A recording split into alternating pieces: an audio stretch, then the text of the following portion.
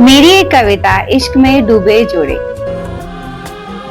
इश्क में डूबे जोड़े कभी सपनों के आसमान पर चांद तारे सजाते हैं, तो कभी दिल के एहसासों का मोती सागर की गहराई से ढूंढ लाते हैं। कभी दो हंसों का ये जोड़ा प्रेम का प्रतीक बन जाते हैं, तो कभी रात भर चांद को ताकता चकोर बन जाते हैं। इश्क में डूबे जोड़े कभी विरह में स्वाति बूंद का इंतजार करते प्रेम पपीहा बन जाते हैं, तो कभी इतने पवित्र कि देव समझ प्रज्वलित लौ बन जाते हैं, तो कभी यादों के भंवर में फंसकर उड़ती रेत बन जाते हैं, तो कभी अश्कों का मेघ बनकर चोरी चुप के बरस जाते हैं। इश्क में डूबे जोड़े, इश्क में डूबे जोड़े कभी ईर्ष्या में दिल राख और एहसास खाक बना जाते हैं, कभी अरमानों से लिपटी दुल्हन का श्रृंगार बन जाते हैं, कभी रूठने मनाने का सिलसिला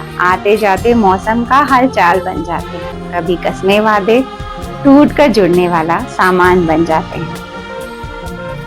थैंक यू सो मच, आप सब ने अपना कीमती वक्त देकर मेरी इस कविता को सुना और मुझे उम्मीद है मेरी कविता आप सभी को अच्छी लगी होगी। और अगर अच्छी लगी हो तो मेरे वीडियो के ठीक नीचे एक रेड कलर का सब्सक्राइब बटन है, उसे दबा दीजिए और एक बेल आइकॉन है, उसे भी जरूर दबाइए ताकि मेरा हर नया वीडियो आप तक आसानी से पहुंच सके और मैं आप सबके दिलों तक भी आसानी से पहुंच सकूं।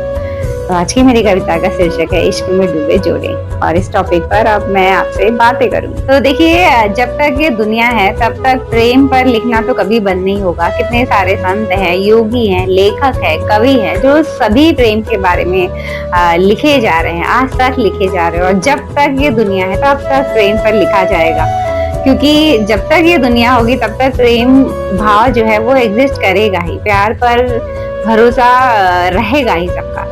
तो प्रेम का देखिए, मैंने हमेशा आप लोगों से ये कहा है कि प्रेम का भाव तो एक ही है, भगवान ने एक भाव बनाया प्रेम का, लेकिन जब वो भाव हमारे हृदय से जुड़ता है तो एक अलग ही रूप रंग उसका स्वरूप बन जाता है। अगर मान लीजिए प्रेम का भाव मेरे हृदय में समाता है तो वो भाव जो है कि मेरे चेहरे पर किस तरह खिलकर दिखकर आएगा और मैं किस तरह से अपने प्यार को संभालती हूँ, तो जो मेरे चेहरे पर वो चमक होगी वो अलग होगी। मेरे भाव, एक्सप्रेशन, बातें, चाल ढाल सब कुछ अलग हो जाएगी। तो सेम यही बात अगर प्यार का भाव किसी और इंसान के हृदय में समाता है तो प्यार का भाव एक है लेकिन हृदय हमारे अलग अलग है। तो जब जब एक भाव प्रेम का अलग अलग हृदय में समाता है तब एक नई कहानी बनकर आती है और इस वजह से प्रेम पर लिखना कभी खत्म नहीं होगा। और देखिए, प्रेम की शुरुआत तो तभी हो जाती है जब हम पैदा होते हैं। तो सबसे पहला प्रेम हमें हमारी माँ से होता है जो हमें इस धरती पर जन्म देती हैं। उसके बाद से हमें प्रेम होता है अपने पिता से, भाई बहन। फिर उसके बाद जब हम स्कूल जाते हैं तो वहाँ हमारे दोस्त बनते हैं, सर, टीचर।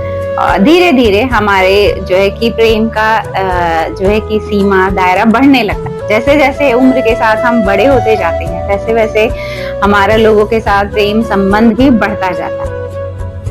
अब ये अलग बात है कि प्रेम के बहुत सारे रूप भी होते हैं। कुछ प्रेम दोस्त का होगा, माता पिता का होगा, तो ये प्रेम का रूप ये अलग बात है, लेकिन भाव तो एक ही है ना प्रेम का। तो मैं वो बातें कर रही हूँ कि जैसे जैसे हमारी एज बढ़ती है हमारे प्रेम का दायरा सीमा बढ़ता जाता है, बहुत सारे दोस्त बनने लगते हैं। आप नोटिस करके देखिए, जब आपकी लाइफ 40-45 तक पहुंचती है तब आपको ऐसे लगता है मेरे पास बहुत सारे दोस्त, लेकिन उसके बाद जैसे जैसे आपकी उम्र ढलनी शुरू होती है आपके दोस्त भी उसी तरह से कम होने लगते हैं। जितना आपने ये दायरा सीमा बढ़ाई थी वो घटने लगता है। आप 50 पहुंचोगे, 60 पहुंचोगे तब आपके बहुत सारे दोस्त छट जाएंगे। आपके माता पिता भी आपका 60-65 आपके होते होते छोड़कर चले जाएंगे।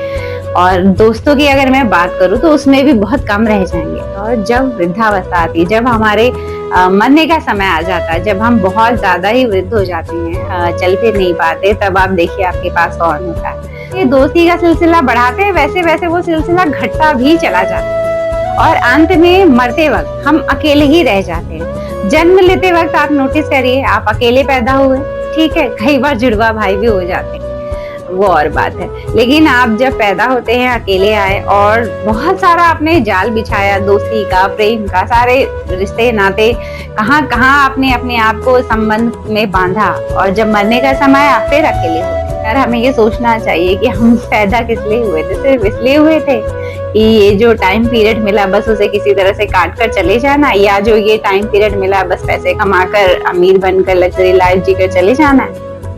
मुझे नहीं लगता कि हम सबकी लाइफ का पर्पज है। कभी सोचिए जरूर कि हम आखिर यहाँ पैदा किस लिए हुए हैं। ये किताबें जो है भौतिक जगत की, वो कुएं की तरह है, और जब आध्यात्मिक जगत की किताबें आप पढ़ोगे तो आपको ये समझ आएगा कि ये तो सागर है। क्योंकि देखिए, मैं नहीं चाहती कि हम भी अपने बुढ़ापे में दुख के साथ, हम अकेलेपन के साथ जिए, या फिर ये सोचे कि किसी तरह मेरा ये वृद्धावस्था जो बुढ़ापा है वो भी कट जाए। जैसे जीवन कट गया वैसे ये समय भी कट जाए, हम ऐसा ना सोचे। क्योंकि मैं चाहती जब आप बुढ़ापे के स्टेज पर पहुंचो तो अब आपको एक साथी अपना नजर आए। क्योंकि उस वक्त देखिए, आपके बच्चे भी आपके पास बैठकर समय बिताना नहीं पसंद करेंगे, कहेंगे मुझे बहुत सारे काम है। तो उस वक्त आपका साथी कौन होगा? उस वक्त ईश्वर को आपको अपना साथी बनाना है। क्योंकि वृद्धावस्था एक ऐसी अवस्था है जहाँ आपको ये रियलाइज हो ही जाता है कि ये सारी दुनिया झूठी थी, जो समय बीत गया कुछ हाथ नहीं मिला, सब समय भी चला गया, और मैंने जो कि मेरी जब ताकत थी शरीर में, मैंने जो कुछ भी किया आज वो मेरे पास कुछ भी नहीं है। बुढ़ापा लोगों का अक्सर अकेले ही बीत रहा है।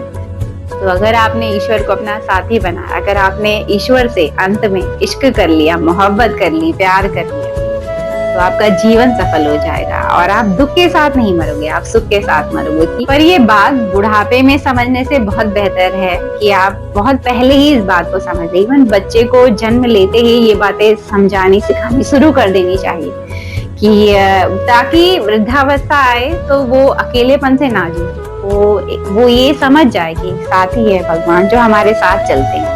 आध्यात्मिक जगत में जब हम कदम रखते हैं ना, तो सबसे अच्छा भक्त वो बन पाता है, सबसे अच्छा इंसान आध्यात्मिक जगत का वो बन पाता है जिसे ये एहसास हो चुका कि इस भरी दुनिया में मेरा अपना कोई नहीं रह गया। और दूसरा ये कि जब वो उसे ये पता चल जाए बीमारियों के चलते या दुख के चलते कि ये शरीर भी मेरा साथ छोड़ देगा, तो जब शरीर का जो है कि मोह छूटता है और जब रिश्ते नातों का मोह छूट जाता है, तब आप आध्यात्मिक जगत की दुनिया में रस लीजिए। फिर वो राम रस जो कहते हैं ना, वो आपको मिलने लगेगा। आप एक अच्छे भक्त बनने लगोगे, एक अलग ही आनंद मिलने लगेगा, और उस आनंद की अनुभूति किए बिना अपने प्राण मत त्यागिएगा। मैं इतना आप सभी से जरूर कहूंगी कि एक बार आध्यात्म की में जो है कि राम रस पाने की कोशिश करिए। आखिर इस नाम में ऐसा है क्या?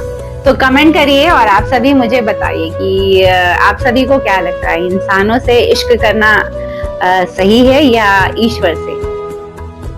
चलती हूँ एक और नए वीडियो में, आप सबसे मेरी मुलाकात रहेगी। तब तक उसकी हर बात पर गौर फरमाते रहिएगा। किसकी?